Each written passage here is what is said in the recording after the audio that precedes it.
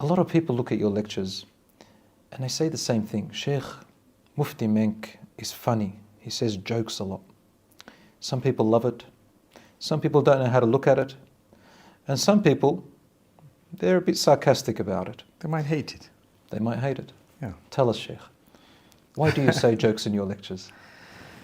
That's an amazing question. I tell you something, when I was young, we grew up with a lot of fear of the scholars, the imams in the masjid. There was a distance, even though my father, an imam and a scholar and a mentor, but very strict. And initially, it was so difficult to communicate. I saw a clear gap between the scholars and the masses.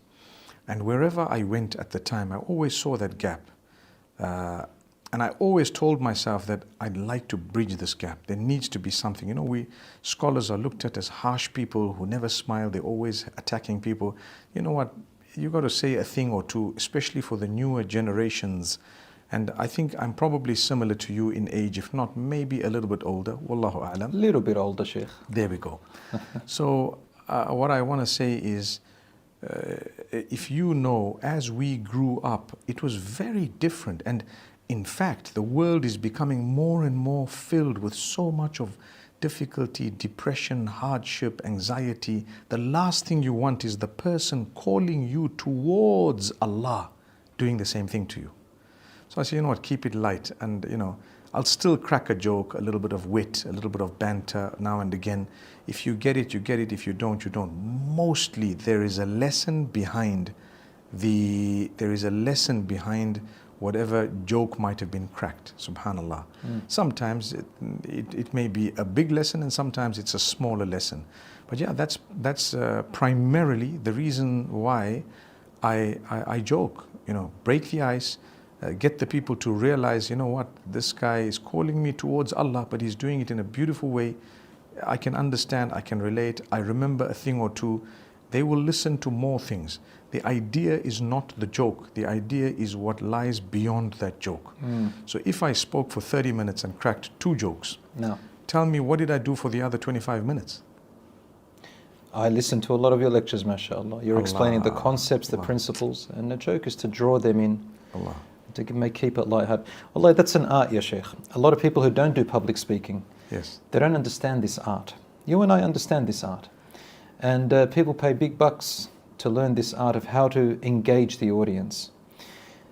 Would you say most of your audience are young people? I think so, but I think I've cut across the age divide. So I have old people, middle-aged people, young people, and very young, and children as well. In fact, I went into cartoons, I went into kids' content, I went into, you know, teenage programs, and then we've been into marriage and divorce, and then we went into taking care of parents, grandparents, and so on. So we've cut across the entire age spectrum. Allah, Sheikh, I've seen it. I've seen kids approach you, giving you high fives, fist pumps. And we give it back to them. So you got to speak to everyone on their level. حَدِّثُ النَّاسَ عَلَى قَدْرِ عُقُولِهِمْ أَوْ بِمَا يَعْرِفُونَ. I try my best to speak to everyone as per that advice, that, you know, everyone on their level. So if there is someone generally practicing, they may not appreciate that we're actually aiming at the vast majority who are struggling to practice or not practicing, or sometimes not even Muslim. And a lot of people don't realize that, you know, those who are hardcore and they are very practicing, firstly, I don't expect them to listen to me. And if they do, I know that they just listen to a little snippet. A lot of the times they wouldn't understand what you've done. I studied in Medina Munawwara in 1991 onwards for a few years. And I can tell you that I was also very hard initially and rigid with what I learned and the way I wanted to do things. But when I got home, my father told me, sit and watch the people for a whole year. Don't go out and start talking to them until you see them for 1 whole year. So for a whole year, I was just sitting and watching, teaching little children alif and ba at this madrasa. And it was very humbling because I was bubbling and bursting with a lot, and ended up teaching at a madrasa adjacent to the masjid. I was leading the salawat, barely ever spoke to anyone, and so on. And then by the time I opened my mouth, I was already calm. I already saw that, you're trying to bring people into an ideal situation, and we're living in a non-ideal world. So it's really a beautiful experience to have had someone who's an expert in addressing people, discipline you and your own wishes at the same time, bringing the two together. Yeah. Allah, Sheikh, similar to you when I first started about maybe 26, 27 years ago. Similar, mashallah. Very similar. I was pretty fiery. Yes. And as time went on, you kind of ease up a little bit. You change your approach as you know the people. Yes, so people say you watered down. We've never watered down. We've just changed approach. And yes, there may be certain things that we might be more accommodating regarding because of how we've learned about evidences of difference of opinion that we did not know before, and we are bound by evidence. No. So if someone shows me an evidence to prove a certain rule or ruling, I will acknowledge it, even if I feel that it may not be the most correct, but there is a scope of it being correct. Leave it be. It doesn't mean that what I always said is the absolute truth, when there is evidence otherwise. And this is the reason why we have ikhtilaf among the Sahaba, among the Tabi'een, among the A'imma, among the scholars. It's okay for as long as it's within a certain scope. So I know that over the years we face criticism from people who are not experts in the field of da'wah, or they may be very, very knowledgeable and we look up to them in a way, but they don't know the field you are working in. Yeah. I think I can relate with you with that. I was raised in Australia, in the West. Yourself, Sheikh. In Africa, basically. Africa, and you've travelled the world, and you understand. Yes. The more you meet the people, you do realise that the approach and the language that you have to use with them has to resonate. Definitely. Some people don't understand that language, subhanAllah. I sat with you, Sheikh, many times. And we went through the whole Aqeedah. And I find that your Aqeedah is from, mashaAllah, it's sound and safe. Ahlul Sunnah wal Jama'ah, alhamdulillah. May Allah Almighty grant us all acceptance, and I've sat with you many times, and just for interest's sake, I first got to know you from Brother Assaad in Sri Lanka. I do remember that time. Yes, and he told me Belal Assaad, and I said, who's that? He said, he is someone from Australia. And I knew that, well, if he relates to this person, it means he must be someone. And then I heard some of your lectures back in the day when you used to wear cotton Turkish style kufi on your head. Yes, I wore that.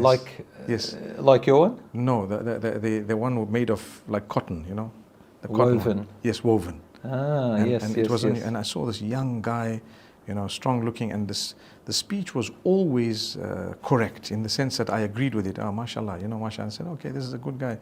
And I always have an eye for people who are beautiful in their approach and don't compromise, but still they are understanding and accommodating of different temperaments, of different types of people, and they don't just bash everyone. So I have an eye for those people, and I found quite a lot, and mashallah, they're like-minded in a great sense, and that's why we enjoy the interactions.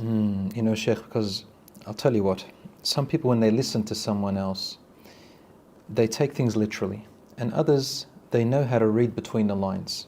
They understand what this person is actually saying. I've listened to you very carefully and found that, subhanAllah, I understand what Mufti Menk is doing here. You're saying something in a way where other people can take it, and then you'll build on it afterwards, and then third time, and then fourth time, and help the people go step by step. Because, as we say, بَشِّرُوا وَلَا تُنَفِّرُوا يَسِّرُوا وَلَا تُعَسِّرُوا, as the Prophet ﷺ said. Give good news and glad tidings. Don't give bad news all the time and negativity. And make people happy, don't make them sad. And sometimes we may say something, and people may take that completely out of context. Say, no, you meant that. Sometimes I look and say, no, I didn't mean that, subhanAllah. You should understand what I'm trying to do with these people. Yes. We live in a time where young people are suffocating, they're drowning. And unity is very, very important between us. We have to work together. And that's why I'm here in the UK with you, and Sheikh Omar Sulaiman, Sheikh Abu Bakr Zod, and the rest, Sheikh Wa'il. And people are so excited to see how we're together. Because people are, why do you think, Sheikh? Why do you think people, we had so many comments in our hugs, for example, that we put on Instagram. Why do you think people are so happy to see this unity and this brotherhood? A simple reason. Tell us. there is too much of the opposite out there. It's unbelievable to see this happening when everyone is just bickering, fighting, squabbling. You know, it's a war out there between not just scholars but even general Muslims. You know, people. I mean, there are a few things. One is this qadiyya al-Falastiniya, which is our qadiyya. Yeah. This whole Palestine thing is our problem. It's our issue, right? And we take it seriously. And the way the infighting amongst the people, just pointing fingers at you did and you didn't do and you're not doing and you're doing and you're not doing and you're supposed to be doing, that itself is already a show of frustration. So I excuse people, and I was saying people don't know what we've done and they haven't listened to the lectures. They say, you've never spoken, you've never done. I have. And what am I supposed to do? Answer you back to say, no, I have, or no. If you haven't heard it, remember, it's not my problem. And another thing is, there are other things that I have done that you cannot do. Yes. I don't tell you, you didn't do this, you did, because I know it's not in your capacity. It's okay. It's a big responsibility. You have to understand the people you're talking to as well. Yes. I've sat with you a lot, Sheikh. Allah. And I know, alhamdulillah, that you call to the Kitab and the Sunnah. Allahumma lakal hamd. May Allah make it that way. We're Alhamdulillah. open to correction. No. We're open to correction. And we always correct each other. Yes, We are yes, it's open. true. We do. And this name calling, وَلَا تَنَابَزُوا بِالْأَلْقَابِ, and Allah subhanahu wa ta'ala tells us, don't call each other names. Advise one another, wanting the best for your brothers. This is how we have to work together. Wallahi, I love all my brothers and sisters, even those who possibly will Say do bad the things. wrong thing and say the bad things. We want the best for each Yes, other. I think that's how 100%. Rasulullah Yes, that's sallallahu true. alaihi wasallam was. It Shaykhna feel- al-Habib. It feels like a letdown sometimes. Feels like a letdown, but at the end of the day, we want to please Allah subhanahu wa ta'ala. Absolutely. Absolutely. And Allah. our hum and our worry is the ummah, the community, these young people who are just searching for any identity. And Sheikh, something really that always makes me extremely happy. When I was back in the days, when I was a kid, you go into a masjid, people were over 40, hardly any children. Whenever they see a sheikh, oh, he's just a sheikh, doesn't know what's going on, they walk away from them. Do you see now, even children as young as 7 years old see a sheikh and they look at them as if they are superstars. They're a soccer player that's just hopped out, playing for a big team or something. Do you see this difference, subhanAllah? Why do you think this is the case at the moment? I think it's because there's a lot of work that has, an effort that has been put into creating that type of an environment. I mean, I remember a time, and I'm sure you do. You are a vehicle of it, knowingly or unknowingly. I remember a time when the approach changed, and there are a lot of people who came in with a softer approach. They have netted in many more people than before. And this is why I say earlier, and I said, I pity those who are so harsh and hard. They don't realize they're catering for a small niche. No. But we live in the Western world where the real life issues that are being faced by the people need to be taken into consideration when you're talking to them. We have little kids who are being bombarded with all sorts of things from a young age in their syllabuses in the schools in some countries. And then you expect them to listen to you and you're going to bombard them from another angle. You need to show them with love, talk to them, smile at them, be humble, cater for them. I remember when I went into cartoons at one stage, the people were refuting and saying all sorts of things. I just looked down, kept on doing my work. They don't know. One day they will be in it. And now many people are joining and many people are in it. They've realized that if you do a little study as to the consumption of cartoon material of Muslim children, you'll be shocked. Nearly every child is somehow connected to it. What Islamic content do you have? It is less than 2% today, less than 2%. Is it not your duty as a leader to cater for them, to make content for them? If no one wants to do it, you do it. And you know what? It will go very, very far, because from that little age, you've already created in them an interest in a person who's religious, imam of the masjid, salah, the du'as, so many more things. People are using that to literally to fulfill their agendas. Ours is the deen of Allah that we need to serve. No. So some people don't see the light in it. They say, no, it's haram, you can't do this, that. Okay, you do your thing, let's do our thing. But the sad part is they begin to attack and block and hinder without understanding we're catering for your children and grandchildren. No. But it's okay. Sheikh, I've been in education as a teacher for 17 years in one school and another 3 years at another, nearly 20 years, and you yourself have been a teacher, so we understand from the perspective of education.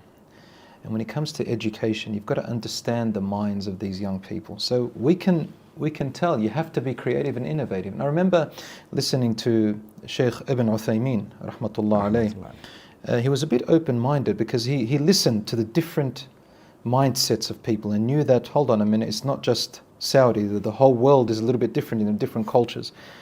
And when social media first came out, he was one of the first to say, you need to go in and beat the traffic into social media.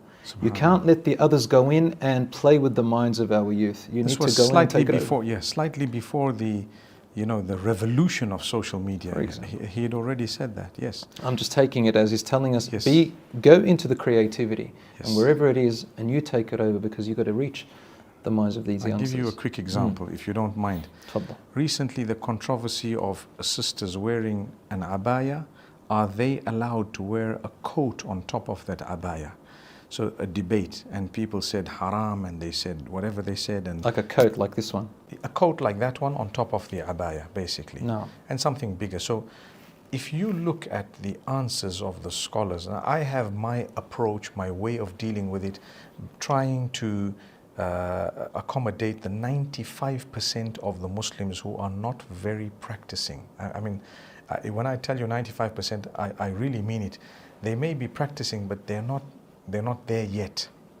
And from among them, perhaps more than half are not even in a place of that which we would say is like, breaking even. So we're talking to masses who are facing challenges, who have not yet even worn proper hijab. They haven't even gotten a cloak yet. They haven't. So it depends who you're addressing. And you have to take into consideration the effort they've made to get to where they are before you open your mouth to talk about where they should be, which is correct to say, okay, they should be somewhere, but how are we going to address this matter? Have you seen the improvement? And then you get a cloak on, and mashallah, that's a massive achievement. Do you acknowledge it? If you're in the field of da'wah and you're a murabbi, and you're a person who, helps people come up, you would realize that to appreciate where they've gotten to from where they were is something very important. Now, you look at Sheikh Uthman Khamis, for example. No. In his words, when he was asked exactly the same question, he said, it's better to have, the cloak. But you have to take into consideration where you are, the weather of the place you're in. You have to take into consideration the urf of the place that you're in, and so on. Urf as in the customs of the people. The customs of the people, and so if you're talking to someone in Britain, in Scandinavia, in Greenland, in Alaska, in North America, in these freezing conditions where they have to put on a coat, how would you tackle the matter? I mean, where he is telling you it is permissible. And I didn't quote him, but I know. And I didn't say that, oh, this is haram and this is like halal, but we're giving a general ruling to say, cover yourselves in an appropriate manner, do it for the sake of Allah, and try and get better and better as time passes. No. That is a far better approach than the one who comes in, hacks down 90% of the ummah, and moves forward thinking, I did a service to the deen of Allah. They don't have any expertise in the da'wah. Another thing, I would excuse those who live in very hot temperatures, thinking that I'm just putting on a coat for fashion, It's a big difference. And no one told him it's freezing ice cold, we need to put on a coat. I mean, obviously, if something is showing the shape of your body, we have a different issue. We're going to have to deal with that and tackle it for them to get to the ideal. But the thing here is, when the vast majority don't even have that initial cloak that you're talking about, how do you address it? So when I addressed it, in my own way, trying to acknowledge what exactly the people had, were talking about, and getting to a place of acknowledgement of their progress. You find all sorts of people say all sorts of things, but 95% of the people will appreciate what you said because they have real struggles. Sheikh, I heard that lecture And what I heard, Allahu Akbar. what I heard Okay. was this. What I heard from you, you're trying to say Yes. to our sisters. Sisters, now I'm paraphrasing and understanding what you're you trying to say. understood from what I said. Yes, exactly. Being born in the West, obviously I studied overseas and East and West, understanding what's happening in the da'wah field and how sisters are being approached about their deen and their covering and all of that. What I heard Mufti Menk saying is, sisters, hijab is fard. We all know that. And I know that you love the Quran and you want to follow Islam. And that you will hear so many different approaches from different people on the internet. And I know that it's making you move away because the approach of a lot of these men is harsh to you. So I want to take this with wisdom. I want you to work slowly, step by step, and inshallah improve on yourself. As for those who are talking too much, if it's affecting you, don't listen to them. What matters to you is to please Allah subhanahu wa ta'ala. Correct. So long as Allah is pleased with you, then you think about that and do that. As for the people, if it's affecting you to move away, no, don't listen to them. Correct. But listen to what Allah is saying and ignore the other people's words if they are hurting you and making you move away. This, as Allah says, "Ud'u ila sabili rabbika bil hikmati wal maw'idati al hasana." Call to the path of your Lord with wisdom and with goodly advice. This is what I heard from you. But not everybody can hear that unless you understand the people. One problem also that we're facing, I thought of it while you were talking, is the new clips that you have on social media sometimes do not cover the topic. So it's a little bite of what you said, a few seconds, 30 seconds, a minute, sometimes 2 minutes. Important point. So the people who are refuting you, they write, they publish articles, they write page upon page, book upon book against a clip, claiming that you said this, but they didn't bother or make an effort to go and listen to the entire talk, where it was delivered, who were being addressed, and what was the entire context. If they bothered to listen to the 20, 30 minutes, they would appreciate, if they had a clean heart. Unfortunately, today you have these guys who hold a PhD in refutations. And what they do is they sit, they listen to a clip, and they create content in order to whatever. I pity them again because they're not experts in the da'wah. They haven't really achieved much besides refuting others. And then the worst part is they'll take a clip of someone who might have said, oh, this is how it should be, from one of the scholars, and they say, oh, this guy is like this and that guy. They wasted their whole life talking about someone else. May Allah subhanahu wa ta'ala never make us from that party. Sheikh, all my teachers, scholars and mashayikh, when they talk about advising someone, they always say, advise them. And find out, first of all, the full picture. And you don't advise them in public or do things in a way where you draw the attention to yourself. The idea is to love for your brother what you love for yourself. And ad-din al-munasaha. Deen is about advising. You've got to advise in a wisdom and a way that works. In a way that keeps the dignity of your brother as well. And in a way that you are assisting the da'wah, that it's going to work. Now, you mentioned something amazing, and that's about TikTok, and that annoys me, subhanAllah, several times, whether it's Muslims or non-Muslims. They'll listen to a little tiny bit. You've got a clip which is about 30 seconds. They'll probably listen to 2 seconds of that, and then make a comment, subhanAllah. Allah subhanahu wa ta'ala is going to ask people what they write. I made one, for example, once about what men like in women, what women like in men. And someone had put only half of it, what men like in women. Immediately you see the people, what about the women? What about this? What about that? And you see, well, have you listened to the whole thing yet? Or anything? So, I think, tabayyanu, and make sure you read and clarify and verify the full picture before we jump to conclusions. So many times I feel like commenting, and the qualities we have make us stay away from commenting, because it's okay, excuse them. I don't want to become ugly because of your ugliness. I just leave it. But so many times I'm tempted to say something, just leave it. Subhanallah. Shaykhna, in the field of da'wah, you've been speaking to a lot of youth. As soon as they see you, they love to come and sit with you. You have this thing called the qabool, people accepting you. May Allah grant that to us. Alhamdulillah. I mean, I ask Allah to make you as we assume of you and even better. What do you think the youth these days are yearning for the most? What do you think they're lacking? You know, a lot of what is happening in the world today, politically, and the crises, the wars, the challenges, the famine, the disasters, a lot of this is making people realize the importance of their connection with Allah. No. It's making the non-Muslims come towards what is the truth, you know. It's making the Muslims realize that they need to come closer and closer to Allah. And so at this moment we have the greatest opportunity to address this matter, to help the youth. They are desperately in need of a breath of fresh air with that guidance. So those who are, causing an issue or a disservice to Islam are the ones who are doing all the bickering and all the pointing and all the hurtful abuse and so on, because they are just chasing the people who are looking for a breath of fresh air away. But the others who encourage them and who are motivating them and trying to fill that gap, those are the ones who Allah is using to do the good job. So I believe we should just occupy ourselves in serving the needs of the ummah.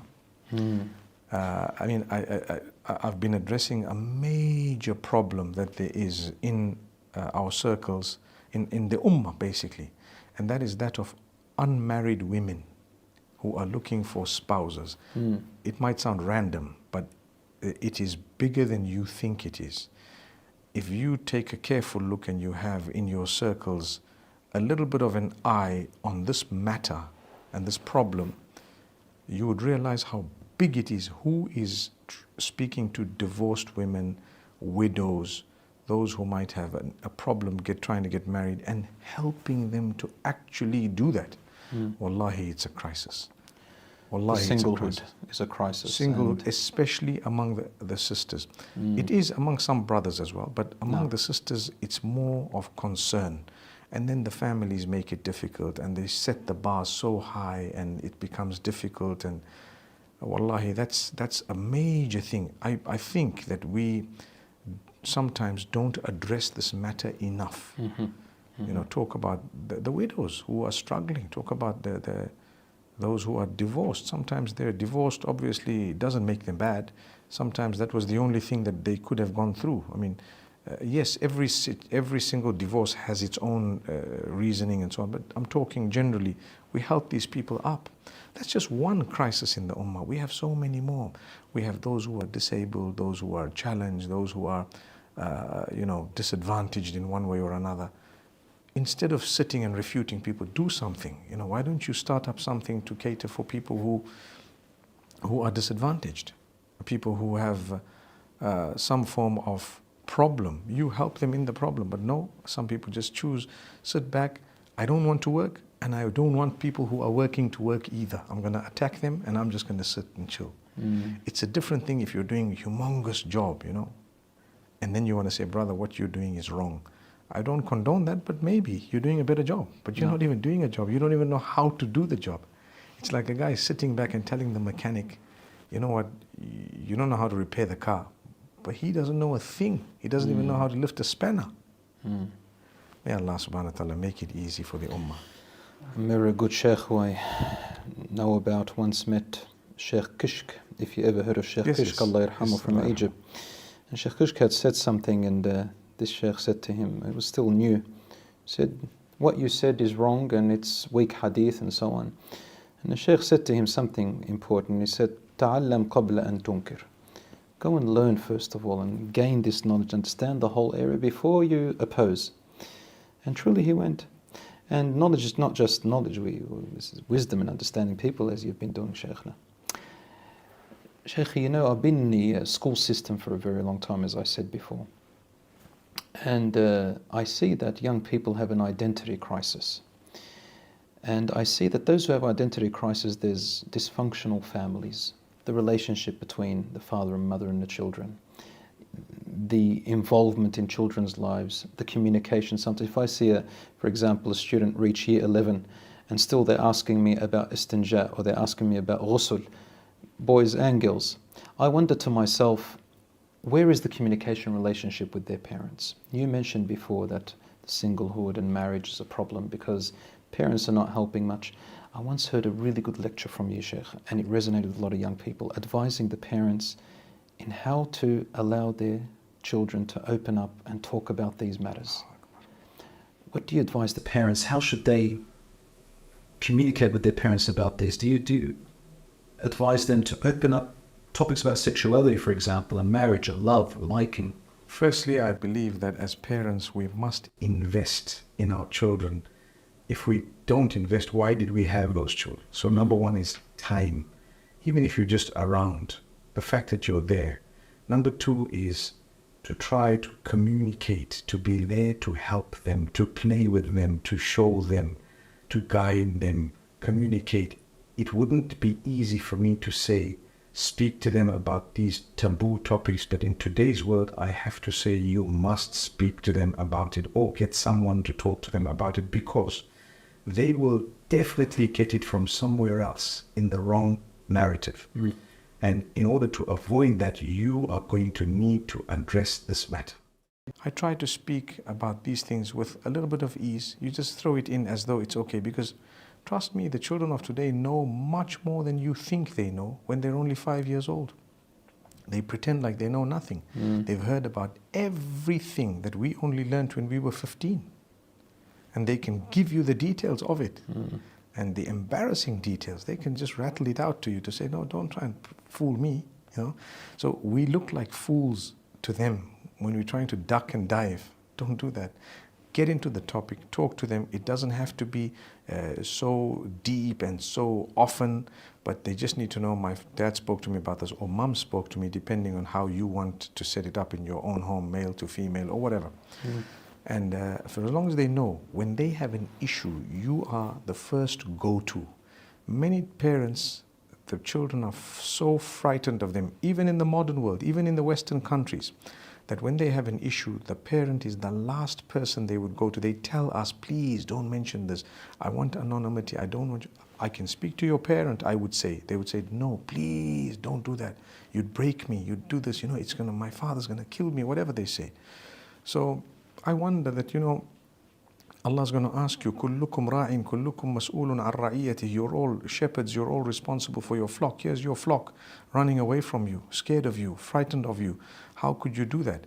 When you have, that example is so perfect about the flock, that if there are sheep, one sheep is going away, you should be having sleepless nights, but bring it in, feed them, be with them, no matter what. So I always go out of my way to greet the young, and then the teenagers, even the little children. If you ever watch me carefully, I would go out of my way to give them time, because my son, as he grew up, one of my sons, as he grew up, he used to say, I don't want to come there. I said, but why? Come with me. He says, you know what? I'm like non-existent.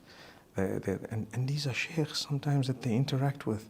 And the youngsters saying, you know what, they just ignored me like I wasn't even there. In my mind, I'm thinking, but you're just a child. But then I think, let me tell some of my colleagues, you know what, give these kids a bit of importance. Yes. Greet them. That's the only thing they want from you. Yes. Assalamu alaikum, it could change their lives, because they've looked up to you. That's one of the reasons why when someone says, Sheikh, can I have a photo with you? I try not to deny it. I know it's very difficult. I know sometimes you have to make a plan, you have someone. And look, it may not be ideal, but sometimes you have a woman there. I have certain rules and regulations. Like I said, it may not be ideal. There could be people saying, no, Sheikh, you shouldn't even be doing that at all. But look, when someone's really been impacted by you all their lives, so many things have changed. One day they suddenly see you. In today's urf, they want to capture the moment, nothing more. It's captured. There's no khalwa. meaning there's no seclusion, you're not with them alone, it's in full view of the public, everyone is there, and they want to have the opportunity to say, you know what, I actually met this person who's my teacher, who taught me knowingly, unknowingly for decades or for a long time. I think to deny them that would probably be more difficult for them to digest at times than to say, okay, you know what, there's a table between us, there's a few other people here, there's so much here, you can take a quick picture and move on, you know? And what's the quick picture all about? It is capturing the real life moment that did occur. It's not like I'm doing something absurd. This thing happened in full view of the whole public, you know? And if I pass someone in the aisle in the supermarket and people happen to capture it without us knowing at times, a lot of the times. What if I just knew and I just turned around and said, oh, salam alaikum, you know? I mean, people come to me and say, can you do a video for my brother? Can you do one for my sister? Just to say salam. Why are they saying that? Because that person looks up to you. You're going to say, no, haram. Okay, fair enough. You might not want to do it, but if you consider where I'm coming from, you would say, well, if they would really be moved by a little video of me making salam with someone, what does it cost you? إدخال السرور في قلب المؤمن, you know, to instill happiness in the heart of a mu'min, that's one. But another one is to be able to say a word that might help them and encourage them in the right direction. It's not going to do any harm to them. So, like you're I said, looking from Bab al-Maslaha wal-Mafsada, you're looking at the benefit versus yes, the harm. and like I said, this is not a religious ruling that has to be this way or that way. You know, it's open. I like I said earlier, I know there is an ideal. We're living in a non-ideal world. We have people out there who are struggling. And it has had such impact on people's lives. Today, there was a youngster, a little boy, I think about 7 years old. Wallahi, he came up to me at the restaurant where we went for some desserts.